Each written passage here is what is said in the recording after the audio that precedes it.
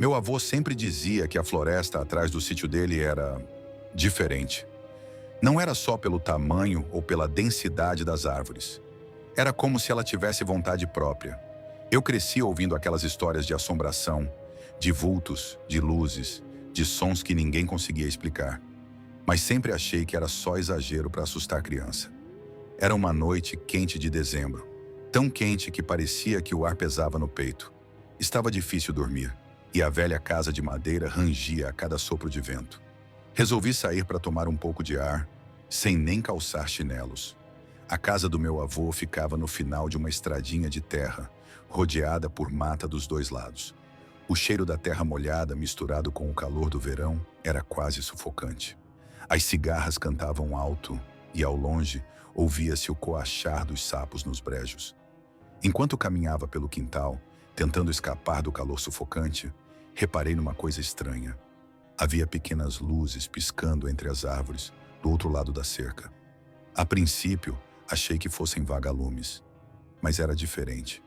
As luzes eram grandes, brancas, e piscavam em sequência ordenada, como se alguém estivesse andando com lanternas.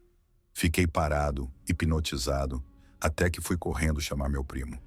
Ele também viu. Ficamos ali, em silêncio, observando. Até que, movidos por aquela curiosidade que só adolescente tem, decidimos atravessar a cerca e ir até lá. Assim que pulamos a cerca, algo mudou. O ar, antes quente, ficou frio, úmido. As árvores pareciam mais próximas umas das outras, como se estivessem nos vigiando. Cada passo que dávamos, as folhas secas sob nossos pés pareciam gritar para a mata inteira onde estávamos. As luzes adentraram mais fundo entre as árvores e nós seguimos, tentando alcançá-las. Mas conforme nos embrenhávamos, o mato se fechava mais e mais. O ar parecia pesar tanto que respirar era difícil. De repente, as luzes sumiram. Ficamos parados, tentando entender o que estava acontecendo. Foi então que o som começou.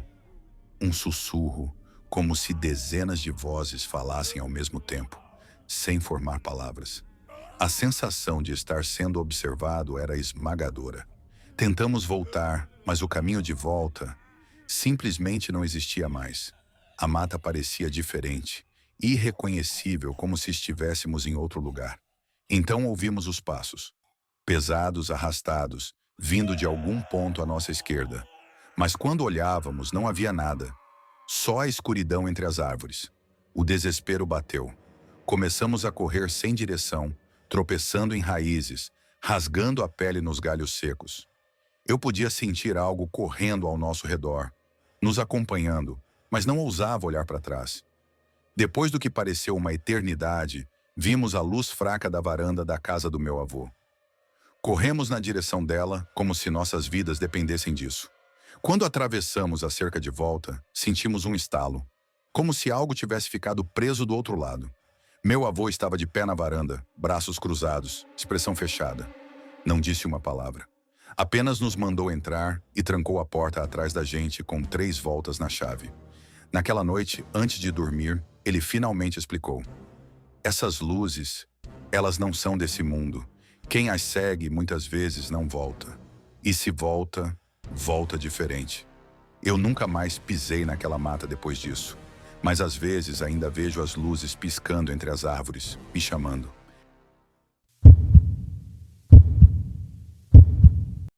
Trabalhar como entregador numa cidadezinha esquecida como São Tomé do Alto era, na maioria dos dias, uma tarefa tediosa. Ruas empoeiradas, casas caindo aos pedaços, velhos sentados nas calçadas contando histórias antigas que ninguém mais acreditava. Eu fazia bico entregando de tudo, cartas, compras, até recados de boca em boca. Uma tarde, quase na hora de fechar, uma mulher muito idosa entrou no mercadinho onde eu trabalhava. Usava um vestido de crochê branco, tão gasto que parecia quase transparente. Seus olhos eram opacos, como se ela enxergasse muito pouco. Ela se aproximou do balcão e colocou um embrulho pequeno, amarrado com barbante. "Preciso que você entregue isso", disse com uma voz fraca, quase um sussurro. "Na última curva da estrada velha. Depois, siga pela trilha." Eu quis recusar, mas algo naquela mulher me impediu. Aceitei. No dia seguinte, peguei minha bicicleta velha e fui. A estrada velha era um caminho esquecido, de chão batido, que serpenteava pelos morros até sumir na mata fechada. Conforme eu me afastava da cidade, o mundo parecia ficar cada vez mais silencioso. Só o som da minha respiração e o rangido da corrente da bicicleta preenchiam o espaço. Chegando na tal curva, vi a trilha. Um caminho estreito, engolido pela mata, com apenas um fiapo de luz filtrando pelas copas altas das árvores. Deixei a bicicleta amarrada numa árvore e entrei a pé. A floresta era densa e o cheiro de mato apodrecido era tão forte que dava vontade de vomitar. Cada passo parecia afundar numa lama invisível. Caminhei por um bom tempo, tentando ignorar a sensação de que algo me observava. Foi então que começaram os sussurros. No começo pensei que fosse o vento, mas eram diferentes, mais ritmados, mais humanos, como se várias pessoas falassem ao mesmo tempo, baixo demais para que eu entendesse as palavras. O medo começou a se enraizar. De repente, o pacote nas minhas mãos ficou pesado. Parecia vibrar, como se algo dentro dele estivesse se mexendo. Segurei com mais força, tentando me convencer de que era só impressão. Então ouvi meu nome, claramente, diretamente dentro da minha cabeça. Vem cá! Era uma voz grave, arrastada, impregnada de algo que eu não conseguia identificar. Entrei em pânico. Saí correndo, tropeçando nas raízes, arranhando braços e rosto nos galhos baixos. O pacote caiu no chão, mas eu nem pensei em voltar para pegá-lo. Corri até ver a luz pálida da estrada de novo. Recuperei minha bicicleta e pedalei como um louco até chegar na cidade. No dia seguinte, voltei ao mercadinho e perguntei sobre a mulher que tinha me pedido a entrega. O dono do mercado, um homem calado e sério, me olhou como se eu tivesse enlouquecido. A dona Maria? Zrenia, ele perguntou. Ela morreu, faz uns 5 anos. Desde então, nunca mais me aventurei pela estrada velha. Mas às vezes, à noite, ainda ouço meu nome sendo sussurrado no meio do silêncio. Em toda cidade pequena existe uma história proibida. Na minha, era a lenda da casa sem dono. Diziam que ela aparecia e desaparecia no meio da mata, como se não pertencesse a esse mundo. Quem tentava encontrá-la acabava se perdendo, ou pior, voltava diferente, com o olhar vazio e a alma quebrada. Eu e meus 2 melhores amigos, Lucas e Rafael, tínhamos 17 anos, jovens o suficiente para acharmos que nada podia nos tocar. Apostamos entre nós que iríamos encontrar a tal casa. Nos preparamos como se fôssemos para uma expedição. Lanternas, cordas, água, faca. Entramos na floresta ao final da tarde, quando o céu já tingia o horizonte de vermelho. A mata era um labirinto vivo. As árvores formavam túneis.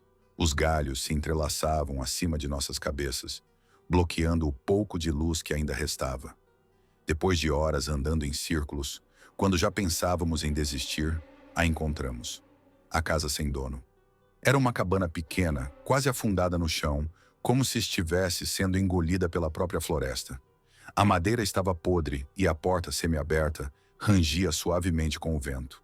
Uma sensação de repulsa tomou conta de mim, mas tentamos ser corajosos. Entramos. O ar lá dentro era denso, pesado, carregado de um cheiro de mofo e podridão.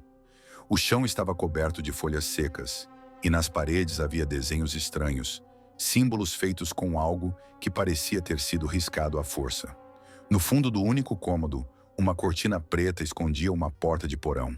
Chegamos perto, e foi então que ouvimos 3 batidas secas vindas de dentro do porão. Congelamos. As batidas se repetiram, mais fortes. Alguém tá lá dentro? Does component placement? Lucas perguntou quase num sussurro. Ninguém respondeu. Apenas o silêncio. Foi o suficiente. Saímos correndo, rasgando a mata sem olhar para trás. O caminho de volta parecia se abrir sozinho, como se a floresta quisesse que fôssemos embora. Quando chegamos à estrada de terra e olhamos para trás, não havia mais nada. A casa sumira como se nunca tivesse existido. Nunca mais falamos sobre aquilo. Mas às vezes, nas noites mais silenciosas, quando estou quase dormindo, ainda ouço as 3 batidas secas vindo debaixo do chão, como se algo ou alguém ainda estivesse esperando por mim.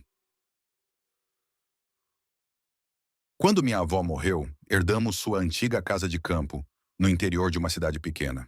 A casa era bonita, com jardins selvagens e móveis antigos, mas carregava uma energia estranha, pesada, como se cada parede tivesse guardado segredos que nunca deveriam ser revelados.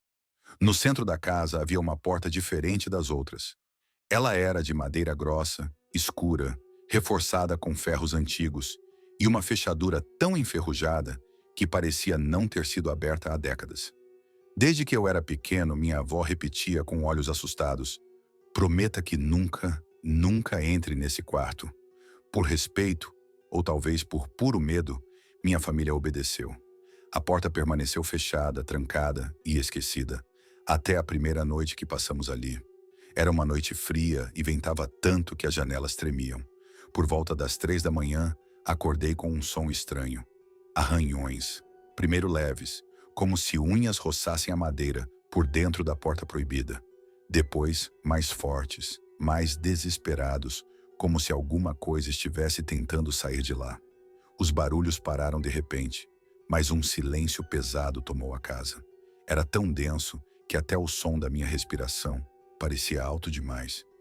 Pensei que era imaginação, até descer no corredor e ver a porta entreaberta. O medo me paralisou por alguns segundos. Depois, a curiosidade falou mais alto. Me aproximei devagar, o coração batendo tão forte que parecia ecoar pelo corredor. Empurrei a porta. Dentro do quarto não havia quase nada. Nenhum móvel, nenhuma cama. Apenas um espelho imenso encostado na parede oposta. Mas algo estava errado. O reflexo no espelho não mostrava o quarto como ele era. Mostrava outra versão, uma casa igual à nossa, mas em ruínas, tomada por sombras que se arrastavam pelas paredes como fumaça viva. Olhei melhor e vi meu próprio reflexo, mas ele não me imitava. Ele sorria de forma distorcida, maliciosa, e atrás dele surgia uma figura alta, encapuzada, que se aproximava. O medo tomou conta de mim. Tentei sair correndo, mas a porta do quarto bateu com tanta força que a casa inteira tremeu. Eu gritei, bati, tentei abrir, mas era como se a casa tivesse decidido me manter ali. O espelho começou a tremer. A superfície parecia líquida, borbulhante. Do vidro, mãos pálidas surgiram, se esticando em minha direção. Não lembro o que aconteceu depois. Apaguei. Quando acordei, era manhã. Estava deitado no chão da sala, com a porta do quarto trancada novamente, como se nada tivesse acontecido. Mas eu sabia a verdade, e não era só eu. Durante as semanas seguintes, vizinhos diziam ver sombras nas janelas da casa vazia. Rostos que pareciam gritar, presos entre os vidros, observando cada pessoa que passava. O quarto proibido continua lá, e algo dentro dele ainda está esperando. Esperando que mais alguém abra a porta novamente. Sempre existiu uma lenda sobre o Hospital São Rafael, abandonado há mais de 30 anos. Ninguém sabia ao certo o que aconteceu lá dentro, mas todo mundo tinha uma história. Médicos enlouquecendo, pacientes desaparecendo, um incêndio misterioso. Diziam que quem subisse até o último andar na madrugada veria o que ficou para trás. Naquela sexta-feira, eu, Lucas e meus amigos, Caio, Daniel e Rafa, decidimos ir até lá. Parecia só uma brincadeira. Levamos lanternas e celulares para filmar, rindo no caminho, fingindo coragem. O hospital era imenso e apodrecido, com janelas quebradas e portões enferrujados. O vento parecia sussurrar nossos nomes quando entramos. Um cheiro insuportável, mofo, ferrugem e algo podre, tomava o ar. Cada passo ecoava nos corredores sombrios. As paredes descascadas pareciam pulsar à luz fraca da lanterna. Subimos as escadas. Primeiro andar. Salas de cirurgia abandonadas, bisturis enferrujados sobre mesas rachadas. Segundo andar, marcas de sangue nas paredes e no chão. Terceiro andar, cadeiras de rodas tombadas e fichas médicas rasgadas. A tensão aumentava a cada lance de escada. A sensação de sermos observados era sufocante, mas ninguém falava nada. No sexto andar, ouvimos passos vindo de cima. lentamente, arrastados. Não eram nossos. Queríamos voltar, mas Caio insistiu. Contra o bom senso, continuamos. A escada para o último andar parecia deformada, como se tivesse derretido. Cada degrau rangia ameaçadoramente. Chegamos no 7º andar. Um frio cortante tomou conta do corredor. A respiração formava nuvens brancas. As lanternas tremiam, incapazes de vencer a escuridão. O corredor era estreito e longo. As portas, semi-abertas, pareciam esconder algo. No final, uma luz piscava sobre uma única porta fechada. A placa enferrujada dizia: isolamento. Empurrei a porta. O quarto era pequeno, com paredes cobertas de marcas de unhas e símbolos estranhos, riscados em todas as direções. No centro, uma cama de ferro enferrujado. Tiramos uma foto para provar que estivemos ali. Foi aí que vimos. Quando o flash iluminou o quarto por um segundo, vimos uma mulher parada ao lado da cama. Vestia uma bata rasgada de hospital. Seus cabelos longos cobriam o rosto. Seu corpo tremia de um jeito estranho, como se estivesse quebrando por dentro. Mas o que mais aterrorizava era o sorriso. Largo demais para ser humano. Gritamos. Correndo, saímos tropeçando pelo corredor. Atrás de nós, ouvimos passos. Pesados, ritmados. As luzes começaram a piscar violentamente. As portas batiam sozinhas, como se tentassem nos trancar. Descemos as escadas desesperados. Mas algo estava errado. Por mais que corrêssemos, nunca chegávamos ao térreo. Era como se estivéssemos presos num ciclo, vendo o mesmo corredor, a mesma escada. Sussurros começaram a ecoar. Chamavam nossos nomes: Lucas, Daniel, Caio, Rafa. Corríamos, mas era como se o hospital nos segurasse. Finalmente encontramos o portão. Corremos para fora sem olhar para trás. Entramos no carro e só respiramos aliviados quando a cidade estava longe. Achávamos que tinha acabado. Mas às 3 horas da manhã, cada um de nós recebeu uma mensagem anônima. Era a foto que tiramos no quarto. Só que agora havia uma 5ª pessoa na imagem. A mulher da bata parada atrás de nós, cabeça baixa, cabelo cobrindo o rosto, mas com aquele sorriso horrível. Desde então, coisas estranhas começaram a acontecer. Reflexos distorcidos nos espelhos, portas que se abriam sozinhas, sussurros no meio da noite. E cada vez que olhávamos no espelho, ela estava mais perto, esperando.